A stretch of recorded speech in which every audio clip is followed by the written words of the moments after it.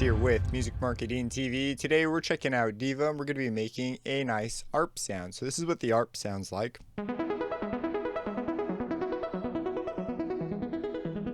In context,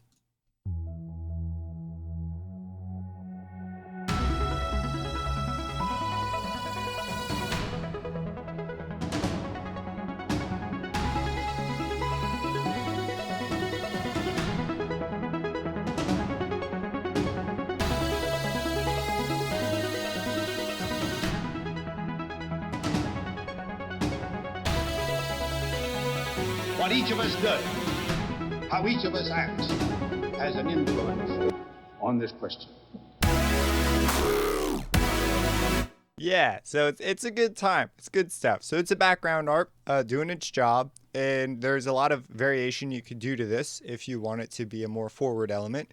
There are a few extra little things in here, like there's a touch of FM happening. And let's get going, shall we? So first off, let's open up a new Diva and let's go ahead and grab that MIDI data. So I'm just gonna cut this, and for the MIDI, all it is it's a pretty standard ARP. You could do it however you want. You could write the notes out, you could play them in however you want to do your ARP. You could have the sequencer take care of it. I chose to do it this way because it gives me a lot more control, and it's typically easier just to design patches too. So anyways, that's the MIDI data. Hopping into the patch itself, if we just play it right off the bat, that's what we get. And what we're going to do is we are going to, first off, come over here to the envelope, and I'm going to choose the analog envelope. I'm going to do the same for the envelope number 2. And so this envelope is going to control essentially the volume. So if we bring the attack way down, the sustain way down, the release down quite a bit, the decay will now control the stab.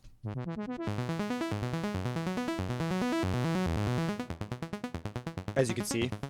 So we're going to go ahead and leave this somewhere right around there-ish. Maybe bring the release down a touch more. Okay, so now what we're going to do is let's take care of the... Oh, well, there's a couple options here. Let's do the effects next. So the basic core of the patch is this envelope, and then if we come down, we can turn on the effects. You have a couple different ones. I just want it to sound different as it continues on. And you have a chorus. I'm really thinking of something more like a flanger. And so if you go to the first phaser, or I guess the only phaser, I don't know why they're numbered. Oh, you know what? It's because it's down here. There's a number 2 down there. So phaser 1, and then if you go to type flanged, however you want to say it, bring the rates down a little bit and you get a nice sort of phaser effect. Yeah, it's a nice thing. All right, so the next thing we're going to do is we are going to change the filter up just a touch. We're going to come over here to the add one. By default it says add, but we're going to change this to be controlled by envelope number 2. So envelope number 2 now controls this filter, so we can control it with this. I'm going to bring the sustain and release down and use the decay to dial in a filter move.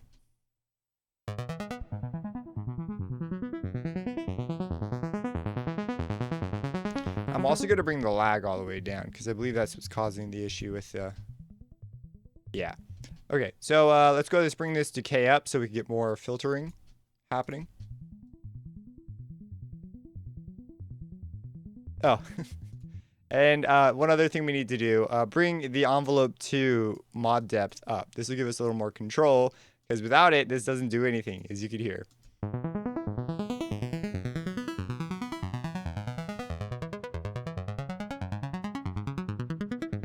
That's pretty nice. Now what we're going to do is pretty standard. This will work as is. You might find automating this subtly could add to the effect a little bit more, or maybe getting a little more extreme with the phaser. But the thing I'm going to go down is the FM route. So if you come over here, there's an FM control for oscillator 1. You notice by default, oscillator 1 on the mixer is off. And instead we're over here, we are sending out oscillator 2. Oscillator 1 and 3 are off. So oscillator 2, I'm just real quick going to bump this up an octave on here.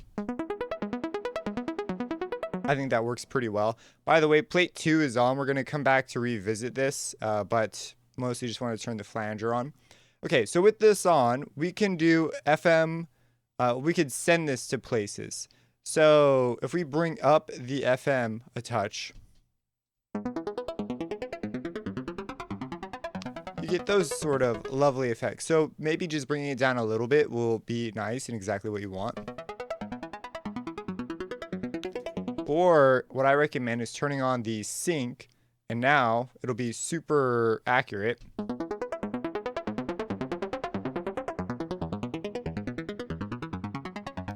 So you could go ahead and play around with some higher settings, and you don't need to worry about drift so much. Just to sort of add to the effect a little bit. So right about there, we pretty much have the patch. The last thing I'll probably want to consider, and I'll come back here and tune stuff up as I'm creating the track to fit my exact needs. So for example, in this case, a darker filter might be a little bit more appropriate.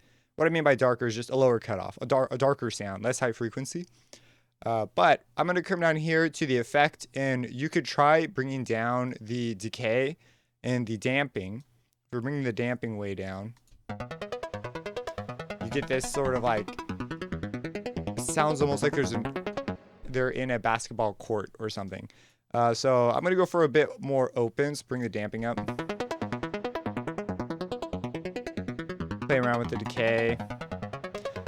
I'm going to err on the side of a bit shorter of a decay with a longer damp value. Bring the wet up a little bit.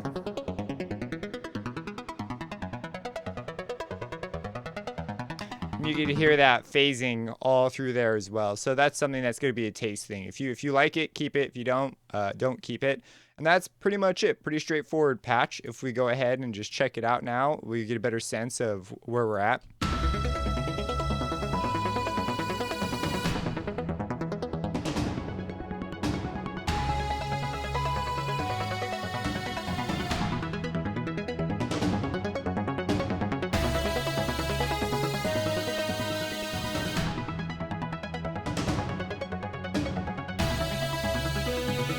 What each of us does, how each of us acts, has an influence on this question. I'm just dialing in here more settings, trying to sort of smooth it out a little bit. Maybe bring it back a little bit more. I opened it up. I don't know if I like that move.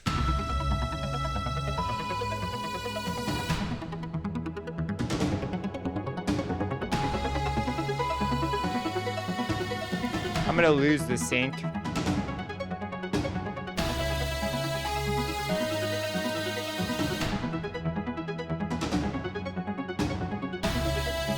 Somewhere right around there, I feel like it's going to be a better vibe for what I'm going for over something very bright and forward.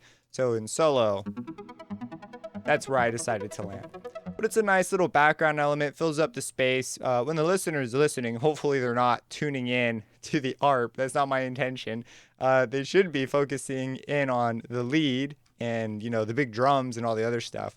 And this is just sort of a support element. But there you go. There's a little bit of sound design with Diva. Very easy Pluck sound to make, and some extra things you can do to it to get it to fit right into your mix. If you have any questions about this, feel free to let me know. Subscribe and hit that bell icon for future videos. And have a blessed day. What each of us does, how each of us acts, has an influence on this question.